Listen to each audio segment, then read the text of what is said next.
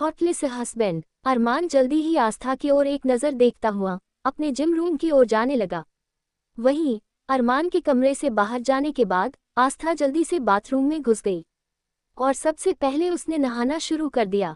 जैसे ही आस्था बाथरूम में गई, फटाफट से उसने नहाना शुरू कर दिया था।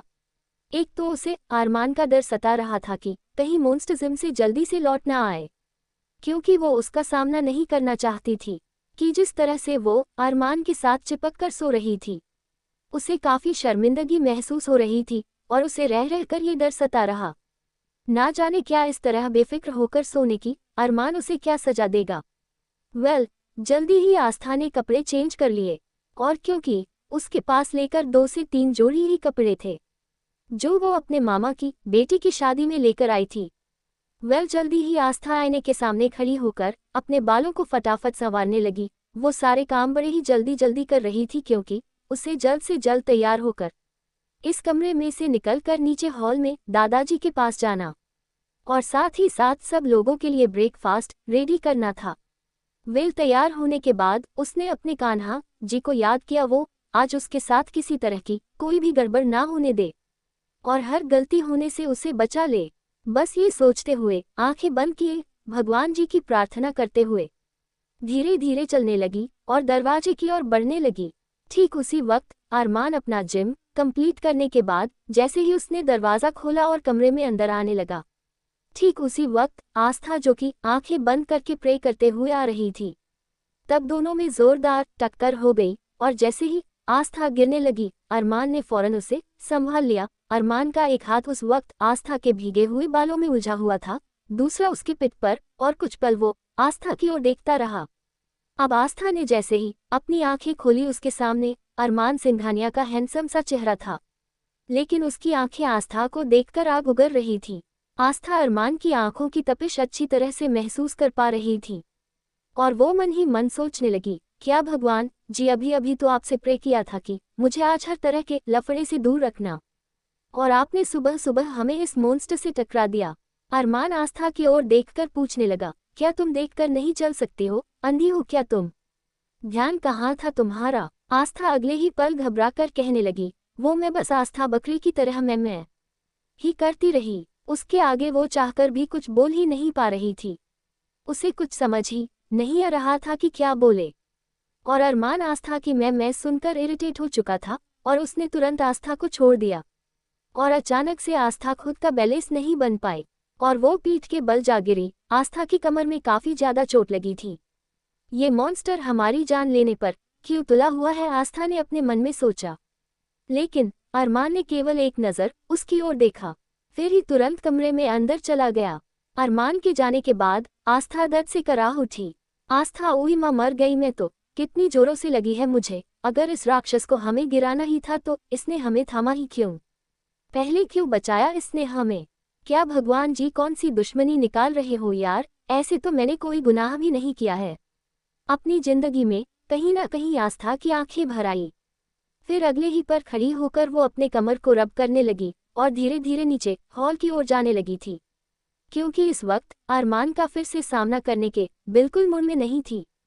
वही अरमान जल्दी गुस्से से अपने कमरे में चला गया और अचानक उसके निगाह अपने भीगे हुए हाथों पर गई और उसे तुरंत ही आस्था के साथ वो मोमेंट्स याद आ गया जो उसने थोड़ी देर पहले आस्था को पकड़ा था और उसके गीले बालों में उसके हाथ उलझे हुए थे। अरमान ने गुस्से से उस हाथ का मुक्का बनाकर दीवार पर दे मारा और खुद से कहने लगा, नहीं, मुझे कोई भी इफेक्ट नहीं कर सकता है, कोई भी नहीं। इस लड़की को जल्द से जल्द ठिकाने लगाना होगा। मेरे आसपास कभी कोई लड़की नहीं रहनी चाहिए। कहीं ना कहीं ये सब सोचते हुए अरमान अब गुस्से से फ्रेश होने के लिए बाथरूम में घुस गया। दूसरी ओर आस्था, क्योंकि अभी अभी गिरी थी तो उसे अभी पीठ में काफी दर्द हो रहा था, इसलिए वो थोड़ा झुककर चल रही थी। लेकिन दादाजी को देखकर वह थोड़ा सीधा चलने लगी। जल्दी से दादाजी के पास जाकर उसने मुस्कुराकर उन्हें प्रणाम किया। दादाजी ने उसके सर पर हाथ रखा और बोले, आप ठीक तो हैं ना बेटा जी? और अरमान ने, आपको कुछ कहा तो नहीं ना? क्योंकि कहीं ना कहीं इस वक्त दादाजी के मन में ये बात चल रही थी कि अरमान आस्था को किसी तरह से परेशान ना करें और उससे कोई तकलीफ ना दे। लेकिन जैसे ही दादाजी ने ये पूछा कि अरमान ने तुम्हें कुछ कहा तो नहीं ना, तभी आस्था के दिमाग में अरमान की कही हुई सारी बातें गूंजने लगी कि उसे किस तरह से दादाजी को खुश रखना है और बिल्कुल भी उनके रिश्ते की भनक तक दादाजी को नहीं लगने देनी है, क्योंकि अगर ऐसा हुआ तो अरमान सिंघानिया आस्था की आंखों के सामने उसके पूरे परिवार को जान से मार देगा। आस्था दादाजी को ये किसी भी कीमत पर पता नहीं लगने चाहती थी। दादाजी की बात सुनकर आस्था मुस्कुराकर बोली, दादाजी हम बिल्कुल ठीक है और हमें यहाँ कोई परेशानी नहीं है। अरमान जी भी हमें कुछ नहीं कहते हैं और न ही ज्यादा रोकते टोकते हैं। हाँ, बस थोड़ा सा वो गुस्से की तेज है, लेकिन हम उनसे ज्यादा बात ही नहीं करते तो वो हम पर ज्यादा गुस्सा भी नहीं करते। ये कहकर आस्था मुस्कुरा दी। तभी दादाजी ने आस्था की बात सुनने के बाद उसके सर पर हाथ रख दिया और कहने लगे, तुम्हारा बहुत बहुत धन्यवाद बेटा कि तुमने अरमान को दिल से अपना लिया है। अब जैसे ही दादाजी ने ये कहा का दिमाग सुन हो गया। अब वो दादाजी को क्या जवाब देती, लेकिन फिर अगले ही पल वो थोड़ी सी हिचकिचाहट के साथ कहने लगी, दादाजी अगर आपको बुरा ना लगे तो क्या हम कुछ कह सकते हैं। अब आस्था ने जैसे ही ये कहा दादाजी पूछने लगे, हाँ बेटा बोलो, क्या बात है, क्या कहना है तुम्हें। अगले ही पल आस्था बोली, वो जब से हम यहाँ शहर में आए हैं हम एक बार भी कान्हा जी के मंदिर नहीं गए हैं। वो हमें आदत है कान्हा जी के मंदिर में दर्शन करने की, तो अगर आप इजाजत दे तो क्या हम कान्हा जी के मंदिर जा सकते हैं। कहीं ना कहीं आस्था मन ही मन में ये सोच रही थी कि शायद उसके कान्हा जी उससे नाराज हो गए हैं, जो हर बार उसे किसी न किसी लफड़े में डाल रहे हैं।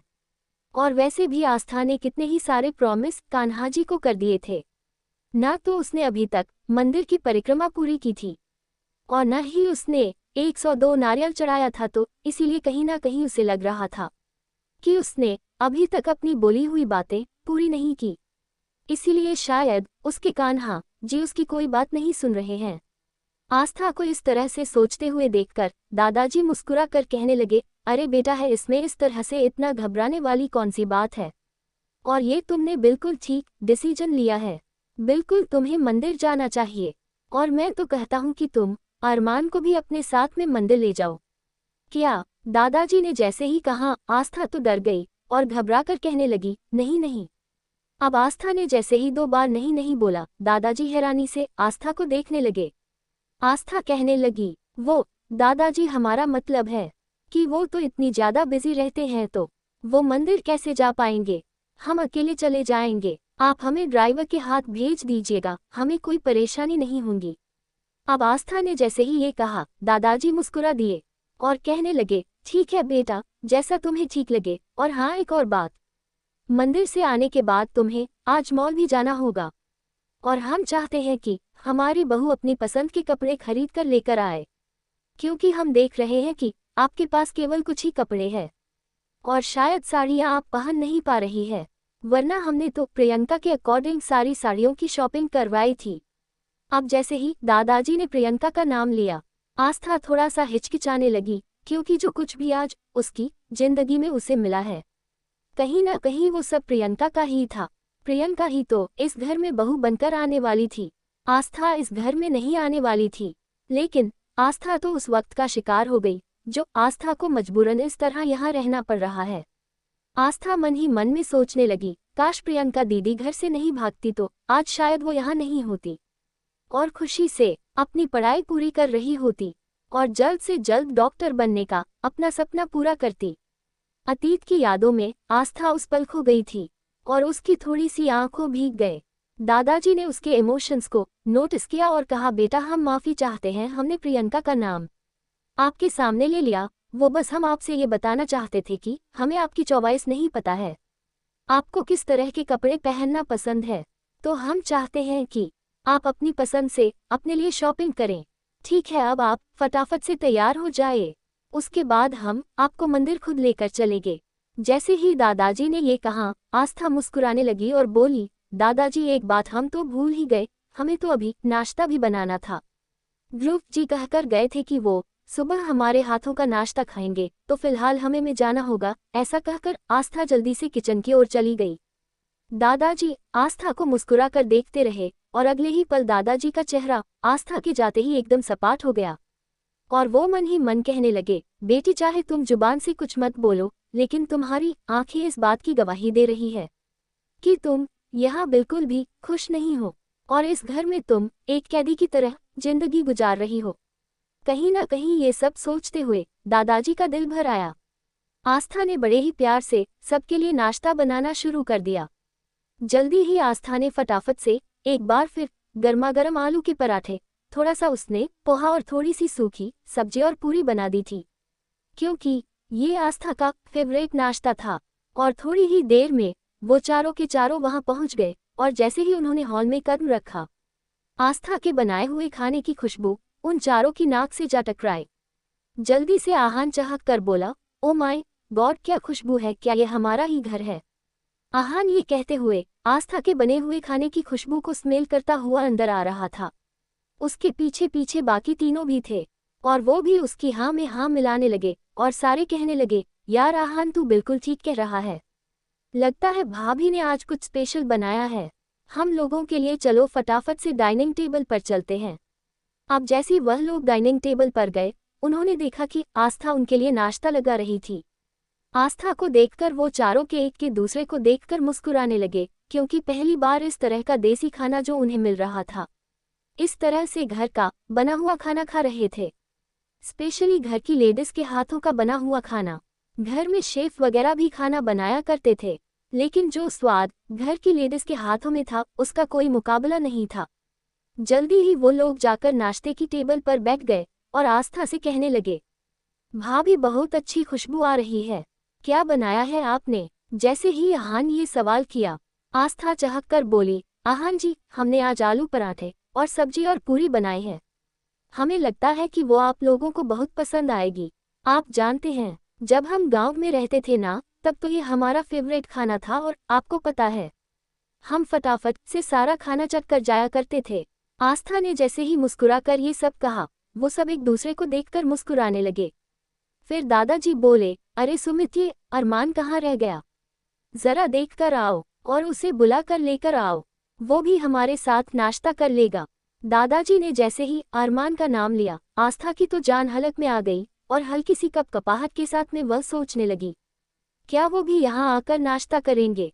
जैसे ही आस्था ने ये सुना कि अरमान सिंघानिया भी यहाँ आकर सबके साथ नाश्ता करेंगे, अचानक से उसके हाथों में कपकपी छूट गई और उसने जो हाथ में गिलास पकड़ा हुआ था वो तुरंत छुटकर नीचे गिर गया। अब आस्था जैसे ही के हाथ से गिलास गिरा, सभी हैरानी से आस्था के ओर देखने लगे। वही दादाजी बोले थे, क्या बात है बेटा, आप ठीक तो है ना? आस्था ने जल्दी से अपनी गर्दन हाँ में हिला दी और बोली, माफ कीजिएगा दादाजी, हम बस गिलास टेबल पर रख रहे थे, अचानक से हमारे हाथ से गिलास छूट गया। अब आस्था ने जैसे ही थोड़े से धीमे लहजे में ऐसे बताया, सभी मुस्कुराने लगे। आहान ने कहा, भाभी आप तो इस तरह से बर्ताव कर रही हैं जैसे मानो कि आपने किसी का मर्डर कर दिया हो, इसमें इतना घबराने वाली कौन सी बात है? गिलास ही तो छूट कर गिरा है, गिरने दो, ऐसा कहकर वो सभी मुस्कुराने लगे। वेल, तभी ध्रुव बोला था, देखिए भाभी, मुझसे अब इंतजार नहीं हो रहा है, प्लीज आप मुझे फटाफट से सर्व कर दीजिए। खाने की स्मेल करने के बाद मेरी हिम्मत ही नहीं हो रही कि मैं और इंतजार करूं। ध्रुव ने जैसे ही ये कहा, आस्था मुस्कुरा दी। अचानक दादाजी वार्निंग देते हुए कहने लगे, खबरदार, अगर किसी ने कुछ खाया तो मैंने कहा ना, सबसे पहले अरमान आएगा, उसके बाद ही हम सब खाएंगे।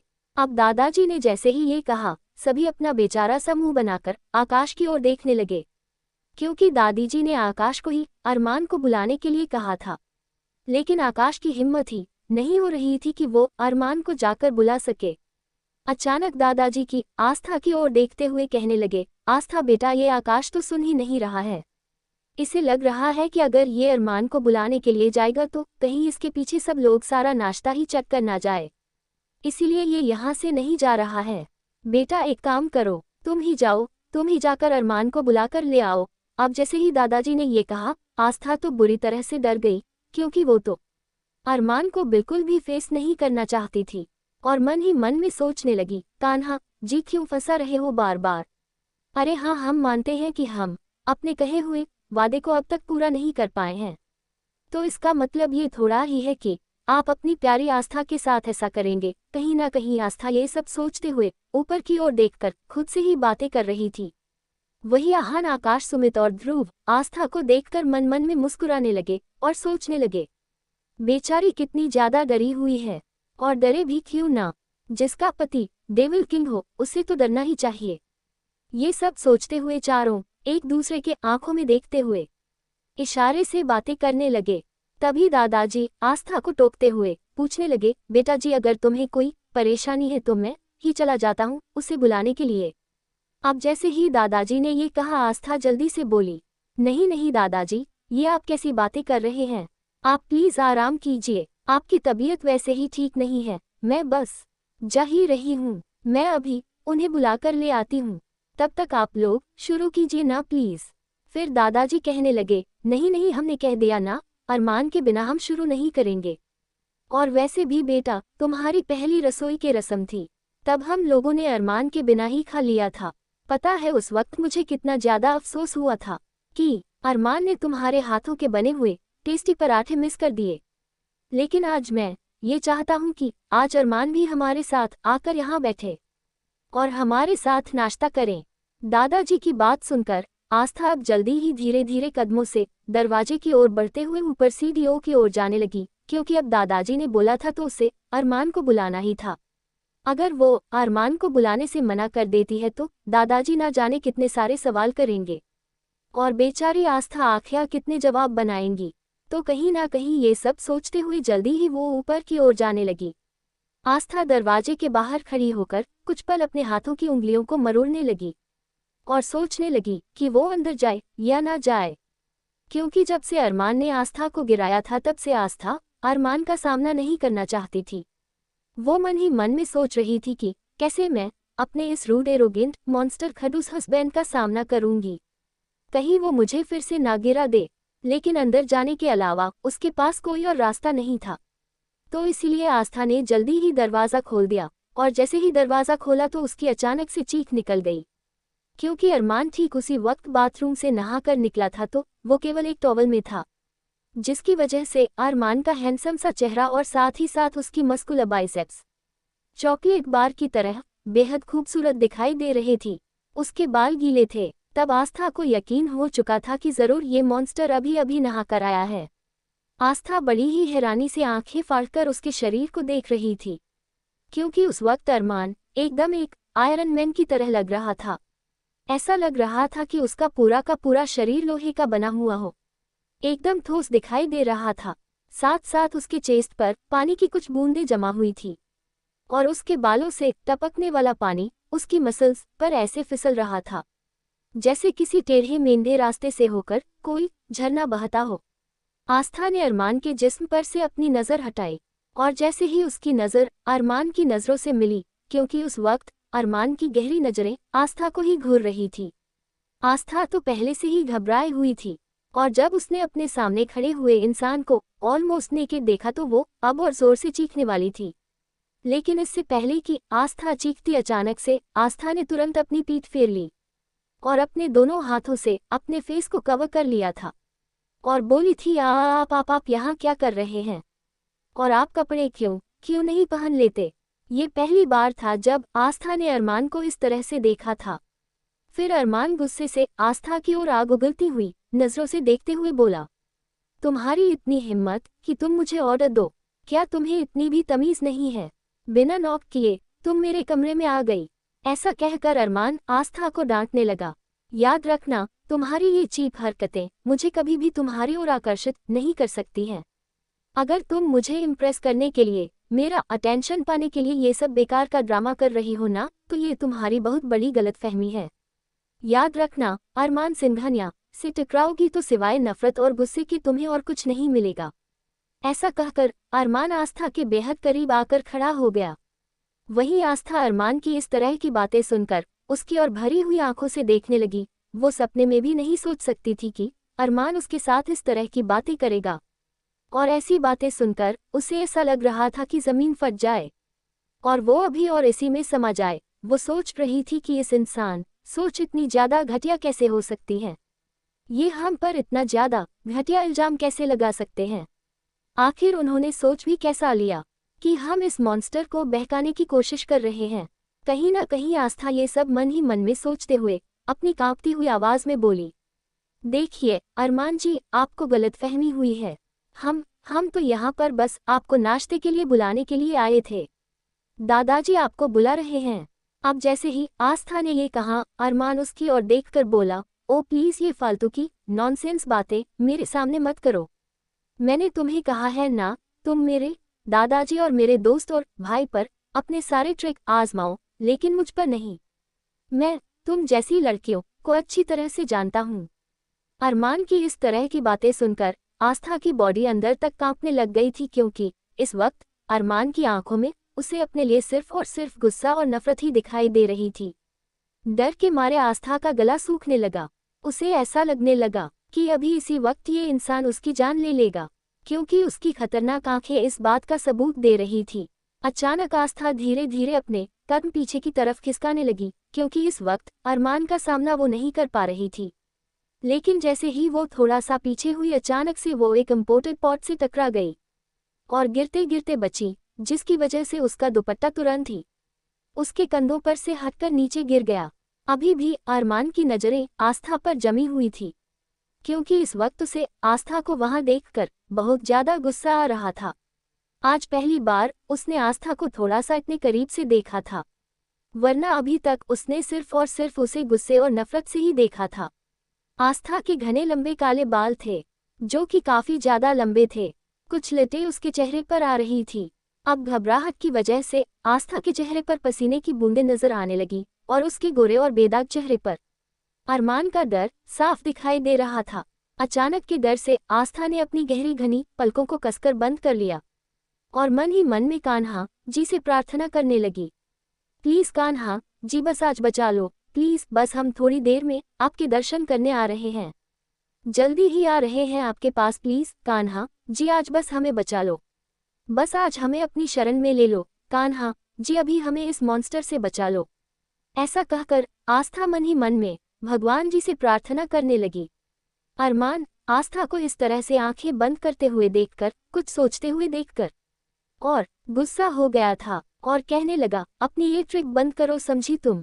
और वैसे भी मानना पड़ेगा, काफी अच्छी एक्टिंग की है तुमने, लेकिन तुम्हारी जानकारी के लिए बता दूं, तुम्हारे जैसे ना जाने कितनी ही लड़कियां हैं जो मुझे हर रोज सेड्यूस करने की कोशिश करती है, यहाँ तक कि मेरे बेड पर आने के लिए मरती है, लेकिन अरमान सिंघानिया को नफरत है खूबसूरत लड़कियों से।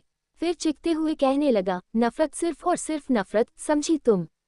अरमान गुस्से से आगे बढ़ा, उसका दुपट्टा उठाकर उसने उसके ऊपर फेंक दिया, क्योंकि इस वक्त आस्था बेहद खूबसूरत लग रही थी और ज्यादा देर अरमान उसकी खूबसूरती को देख नहीं पा रहा था। ना चाहते हुए भी अरमान की नजरें उसके अनारकली सूट के ऊपर से ही उसके शरीर पर जाने लगी, क्योंकि उसकी पतली सी कमर उस सूट में भी साफ महसूस हो रही थी। लाख कोशिश करने के बाद भी अरमान अपनी नजरें उसके शरीर पर से हटा नहीं पा रहा था। उसे ऐसा लग रहा था मानो कि आस्था की खूबसूरती ने उसे बांध सा लिया हो, और अब अरमान को अपनी बॉडी के अंदर हिट जनरेट सी महसूस होने लगी और उसे जिंदगी में पहली बार ये अजीब सी फीलिंग महसूस हो रही थी। उसे ऐसा लगने लगा था मानो कि उसका शरीर आग की भट्टी में तप रहा हो। तभी तभी अरमान ने जैसे ही आस्था ऊपर उसका दुपट्टा फेंका, अचानक से आस्था तुरंत आंखें खोलकर खड़ी हुई, जल्दी जल्दी में बोली, अब आप जल्दी से कपड़े पहनकर नीचे आ जाए, दादाजी आपको बुला रहे हैं। ऐसा कहकर आस्था जल्दी से उल्टे पांव वहां से भाग गई और उसके जाने के बाद अरमान और भी गुस्सा हो गया था। उसे खुद पर ही गुस्सा आ रहा था। अचानक से उसने अपने हाथ की मुट्ठी कसकर बंद करी, दीवार पर दे मारा और मन ही मन कहने लगा, नहीं अरमान, इस लड़की की खूबसूरती तुझे इफेक्ट नहीं कर सकती है, बिल्कुल भी नहीं कर सकती है। ऐसा कहकर उसने 2 से 3 पंच दीवार पर दे मारे और उसके हाथों से खून निकलना शुरू हो गया। जल्दी ही अरमान ने अपना डिजाइनर सूट पहना और फटाफट से तैयार होने लगा। हालांकि उसके हाथ से अभी भी खून निकाल रहा था। उसने जल्दी ही एक रुमाल को अपने हाथ पर लपेट लिया, क्योंकि वो नहीं चाहता था कि दादाजी उसके हाथ का निकलता हुआ खून देख ले और ढेर सारे सवाल करे। इसीलिए अरमान ने जल्दी ही रुमाल लपेटकर वो भी नीचे की ओर जाने लगा। था और वहीं आस्था सीधा दौड़कर नीचे हॉल में आ गई। आज अरमान ने एक बार फिर उसकी सेल्फ रिस्पेक्ट को चोट पहुंचाई थी। खुद को संभालते हुए आस्था गहरी और लंबी सांस लेने लगी। एक बार फिर आस्था को इस तरह से घबराया हुआ और ऊंची लंबी सांस लेता हुआ देखकर सभी के सभी हैरान हो गए। तभी आकाश पूछने लगा, क्या बात है भाभी, आप ठीक तो है ना? दादाजी चिंता भरी आवाज से पूछने लगे, क्या बात है बेटा, क्या फिर कोई चूहा आ गया तुम्हारे कमरे में? तभी आस्था के दिमाग में अरमान की नेकेड बॉडी ख्याल आया और वो सोचने लगी, अब हम आपको क्या बताएं दादाजी, वो कोई चूहा नहीं है, वो तो लोहे से बना हुआ इंसान है। उनका जिस्म एकदम लोहे के समान मजबूत दिखाई दे रहा था। लेकिन अगले ही पल आस्था ने अपनी सोच को झटक दिया, क्योंकि इस तरह से वो अरमान के बारे में नहीं सोच सकती थी। और वैसे भी अरमान ने जो उसे कड़वी कड़वी और गंदी बातें कही थी, उसे अब अरमान से और ज्यादा नफरत और गुस्सा महसूस हो रही थी। खुद के इमोशंस को संभालते हुए आस्था दादाजी से बोली थी, नहीं नहीं दादा जी, कहीं नाश्ता ठंडा ना हो जाए, फिर आप लोगों को अच्छा भी नहीं लगेगा। ये सोचकर हम जल्दी जल्दी भागते हुए आए हैं ना, इसीलिए हम हौंफ रहे हैं। ऐसा कहकर आस्था ने बहाना अपना दिया। तब दादाजी पूछने लगे, लेकिन बेटा अरमान तो आ रहा है ना? तब आस्था मन ही मन में कहने लगी, दादाजी कम से कम अब तो उनका नाम लेना बंद कीजिए, हम उनके बारे में कुछ भी नहीं सोचना चाहते हैं अभी। आस्था जैसे ही दादाजी को कुछ जवाब देने वाली थी, तभी पीछे से अचानक अरमान की आवाज आई, यस दादाजी। अब अरमान की आवाज जैसे ही वहां गूंजी, आस्था का शरीर एक बार फिर से कांपने लगा, लेकिन उसने पीछे मुड़कर अरमान की ओर नहीं देखा। उसने सोच लिया था कि वो बिल्कुल भी उसकी ओर नहीं देखेगी। अरमान के आने के बाद दादाजी खुश हो गए और कहने लगे, मेरा बच्चा आ गया, तू आजा फटाफट से हमारे साथ नाश्ता कर, तुझे पता है आज आस्था बेटी ने सारा नाश्ता अपने हाथों से बनाया है, आजा फटाफट। ऐसा कहकर वो अरमान को डाइनिंग टेबल तक ले आए। तभी ध्रुव को आहान की आवाज आई, भाभी प्लीज, और कितना वेट करेंगे, आप प्लीज जल्दी से आ जाए, अब तो अरमान भाई भी आ गए हैं। ऐसा कहकर आस्था को बुलाने लगा। जल्दी ही आस्था वहां पहुंच गई और फटाफट से उसने सारी डिशेज जो भी उसने बनाई थी ओपन की और सभी लोगों की आंखों में चमक और मुंह में पानी आ गया, क्योंकि वो डिशेज दिखने में ही बड़ी ही टेस्टी लग रही थी। आस्था ने सबसे पहले दादाजी को नाश्ता परोसा और तब दादाजी मुस्कुरा कर कहने लगे, बच्चा अब हम अपने आप ले लेंगे, तुम एक काम करो, पहले इन सबको सर्व कर दो। सब कैसे मेरी ओर घूर रहे हैं, कहीं ऐसा ना हो कि ये सब मेरी प्लेट में ही टूट पड़े। अब जैसे ही दादाजी ने ये कहा, आस्था मुस्कुरा दी। वहीं अरमान गहरी नजरों से सिर्फ और सिर्फ आस्था को ही घूर रहा था। जिस तरह से आस्था आज उसके कमरे में अचानक आ गई थी, उसे रह रहकर का आस्था पर गुस्सा आ रहा था। उसका गुस्सा था कि कम नहीं हो रहा था, इसीलिए अपने हाथ में पकड़े चम्मच पर उसकी पकड़ बड़ी ही मजबूत थी। तभी आस्था ने जल्दी एक एक करके सबको नाश्ता सर्व करना शुरू कर दिया और सभी काफी खुश हो रहे थे। लेकिन तभी दादाजी बोल पड़े, बेटा अरमान को भी दो। अब जैसे ही दादाजी ने ये कहा कि अरमान को भी खाना सर्व करो, तो अब तो आस्था की जान हलक में तक गई थी और वो सोचने लगी कि लगता है कि दादाजी की मुझसे कोई ना कोई पुरानी दुश्मनी है, जो बार बार मुझे शेर के मुंह में हाथ डालने को कह देते हैं। फिर आस्था बिना अरमान की ओर देखे जल्दी ही अरमान को नाश्ता सर्व करने के लिए आगे बढ़ने लगी। लेकिन तभी अरमान की आवाज उसे सुनाई दी, ये ऑयली खाना है, इतना ज्यादा ऑयली खाना दादाजी की सेहत के लिए बिल्कुल भी ठीक नहीं है। दादाजी आप ये सब खाना नहीं खाएंगे। अरमान ने जल्दी ही जोन की आवाज लगाई, रमेश काका कहाँ हैं आप? ये सब क्या है, इतना ऑयली फूड दादाजी खाएंगे क्या? आपको पता नहीं है दादाजी अभी हॉस्पिटल से आए हैं, उनके लिए खाना बिल्कुल भी सेफ नहीं है। अब जैसे ही अरमान ने ये कहा, आस्था अपनी उंगलियां आपस में मरोड़ने लगी। वो काफी ज्यादा ऑकवर्ड फील कर रही थी, क्योंकि अरमान ने उसके बनाए हुए खाने को उसके मुंह पर ही रिजेक्ट कर दिया, उसकी बेइज्जती कर दी थी। तभी रमेश काका वहां आ गए और कहने लगे, जी साहब जी। तब अरमान गुस्से से उन्हें घूरते हुए कहने लगा, यहाँ पर कुछ लोग नए आए हैं, उन्हें नहीं पता है, लेकिन इसका मतलब ये नहीं कि आपको भी इतना नहीं पता है कि दादाजी की सेहत के लिए ये खाना बिल्कुल ठीक नहीं है। जाओ, जाकर दादाजी के लिए पहले दूसरा खाना लेकर आओ। अब दादाजी मन ही मन में सोचने लगे, ये मेरा खड़ूस पोता तो मुझे ये टेस्टी खाना खाने नहीं देगा। और बेस्वाद खाना मुझे खिलाकर ही रहेगा। अब मैं क्या करूं? बीमारी का नाटक करके लगता है मैंने खुद ही अपने पैरों पर कुल्हाड़ी मार ली है। कहीं ना कहीं ये सोचते हुए वो अपनी आंखों से सारा खाना स्कैन कर रहे थे। तभी आस्था ने जो पोहे की डिश बनाई थी वो उसने दादाजी के सामने बढ़ा दी और कहने लगी, दादाजी ये हेल्दी रहेगा आपके लिए, और ये मैंने आपकी सेहत को ध्यान में रखते हुए ही बनाया है। आई होप आपको पसंद आएगा।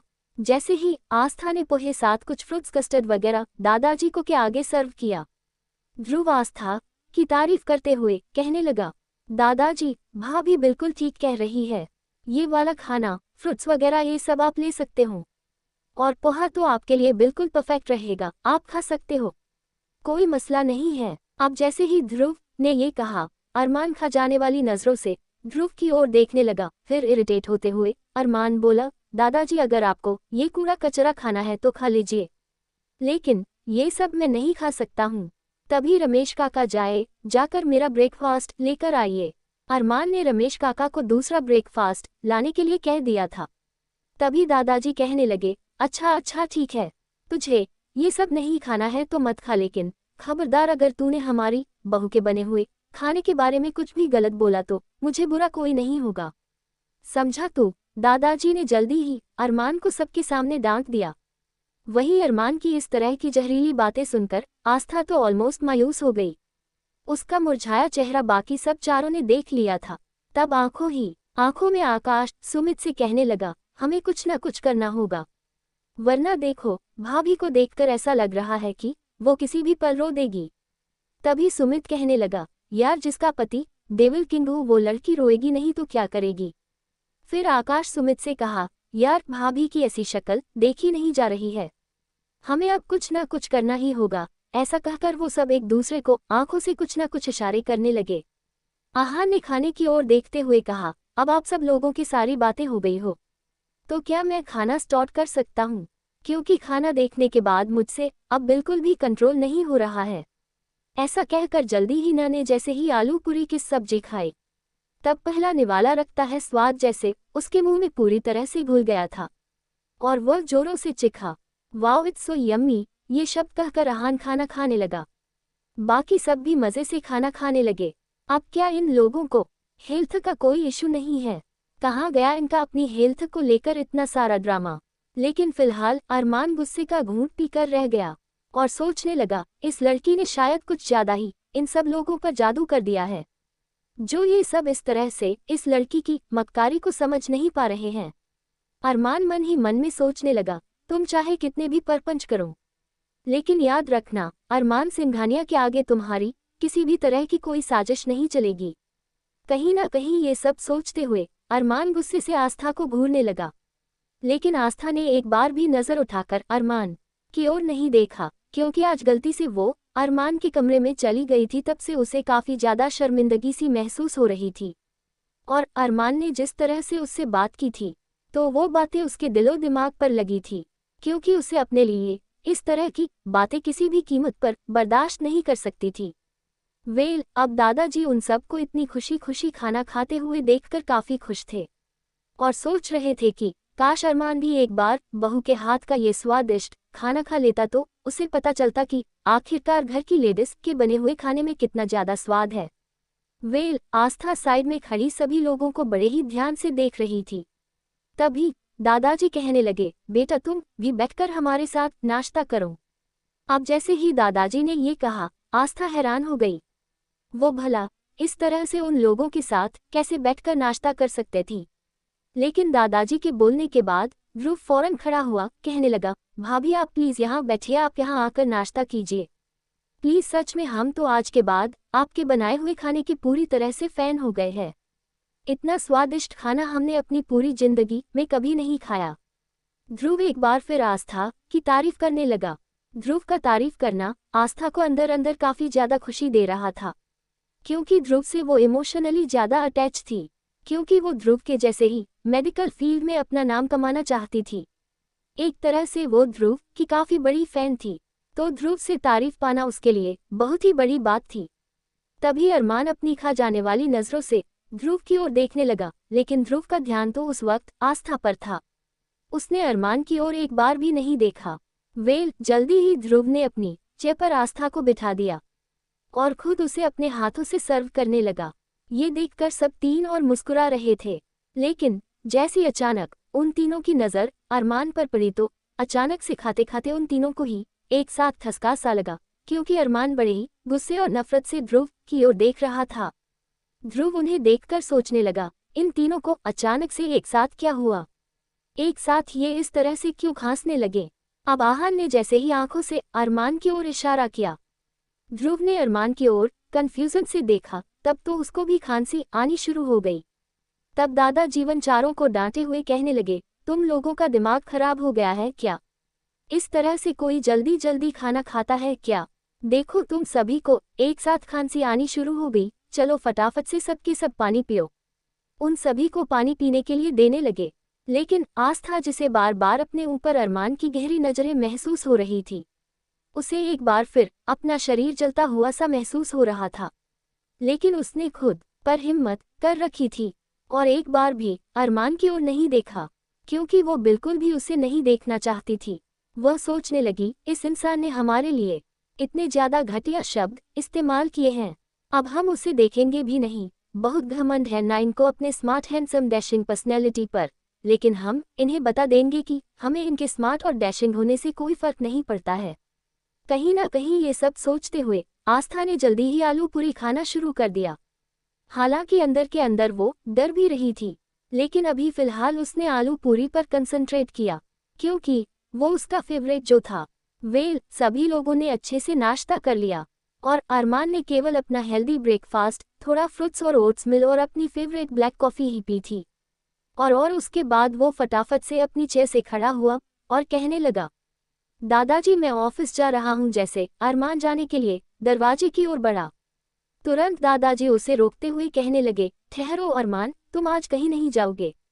अब जैसे ही दादाजी ने ये कहा, अरमान दादाजी की ओर एक आईब्रो उचकाते हुए देखने लगा और मानो कि आंखों ही आंखों में ये पूछना चाहता हूँ कि आखिर आप मुझे ऑफिस जाने से क्यों रोक रहे हैं।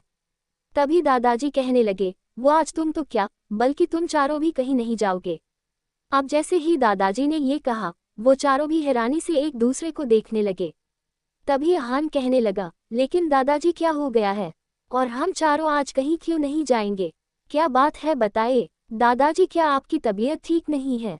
ध्रुव भी टेंशन भरी आवाज में कहने लगता है, हाँ दादाजी बताइए क्या बात है, आप ठीक तो है ना? तभी आकाश और सुमित भी कहने लगे, दादाजी आपको अगर कोई परेशानी है तो आप हमें बता सकते हैं, हम आज कहीं नहीं जाएंगे, बताइए क्या बात है। अब जैसे ही उन सब ने एक साथ ही कहा, दादाजी मुस्कुराकर कहने लगे, मेरे बच्चों मैं तो बिल्कुल ठीक हूँ, अब तुम सब मुझे अपनी बात पूरी करने का मौका दोगे, तभी तो मैं कुछ बोलूँगा।